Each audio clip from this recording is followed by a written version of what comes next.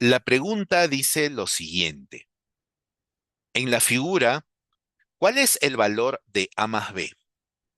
Y vemos que hay una figura que contiene un triángulo con un segmento que cruza ese triángulo y nos dice pues que la figura no está dibujada a escala. Nos dan las medidas de dos ángulos interiores de este triángulo, son A y B respectivamente, y también nos dan estos ángulos que forma ese segmento de recta que cruza el triángulo, ¿no? Acá hay un ángulo de 70 grados y aquí un ángulo de 30 grados. Entonces nosotros tenemos aquí que hallar la suma de A más B.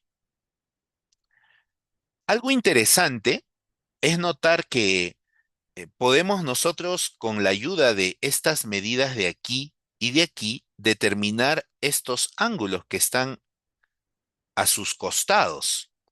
Vendrían a ser ángulos suplementarios, ¿verdad?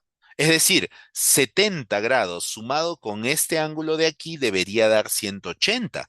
Por lo tanto, este ángulo de aquí debe valer 110 grados, claramente. Y por otra parte, el ángulo que vemos en esta posición junto al ángulo de 30 grados, pues ese ángulo también debe tener una medida tal que sumado con el de 30, pues nos dé un ángulo llano o de 180 grados. ¿Y cuál sería esa medida entonces? Tendría que ser un ángulo de 150 grados, ya que 150 más 30 da 180. Bueno, hemos ahora identificado estos dos ángulos interiores. ¿Interiores a dónde? A una figura ya no de tres lados, sino una figura de cuatro lados, que sería todo este cuadrilátero que estamos sombreando aquí. Es un cuadrilátero o polígono de cuatro lados y sabemos que en ese polígono hay cuatro ángulos interiores, porque tiene cuatro vértices. ¿Cuáles son los ángulos interiores? Son un ángulo de 110, uno de 150, el ángulo A y el ángulo B. ¿Qué propiedad tenemos que nos permitiría conectar A y B en una suma? Bueno, ¿qué tal la propiedad de la suma de los ángulos interiores de un polígono? ¿Podemos nosotros saber cuál es la suma de los cuatro ángulos interiores de ese polígono sombreado? Definitivamente podemos. ¿Cómo? Pues la suma de los cuatro ángulos sería A más B más 110 más 150. Pero tenemos una fórmula que nos permite predecir la suma de todos los ángulos interiores de un polígono sabiendo cuál es el número de lados del polígono. Como el número de lados de este polígono es 4, que es un cuadrilátero, ¿no? Entonces, la fórmula dice que eso es 180 por el número de lados del polígono menos 2, o sea, 4 menos 2. Esa fórmula hay que memorizarla. Entonces tenemos que esto es lo mismo que decir 180 por 2 y eso es igual a A más B más esta suma que nos da 260. Esto de aquí pues no es otra cosa que 360 y aquí tenemos ahora esta igualdad.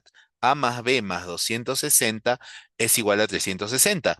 Si nosotros pasamos todos los valores numéricos al lado derecho, tendríamos que la suma de A más B, noten, ahora sí tenemos aquí la suma que nos piden calcular, eso sería igual a 360 menos 260 o 100 grados, que es la respuesta a nuestra pregunta. Entonces, la suma de los ángulos A y B es de 100 grados.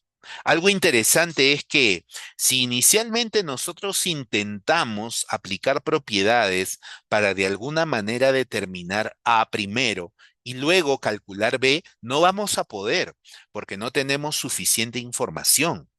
Pero si pensamos en A más B como si fuera una variable más, tratar de encontrar una expresión donde aparezca directamente la suma, entonces ahí sí nos vamos a acercar a la respuesta correcta.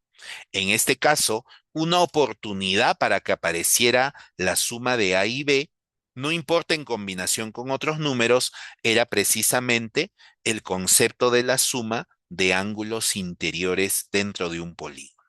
Por eso es importante aquella fórmula y ese concepto.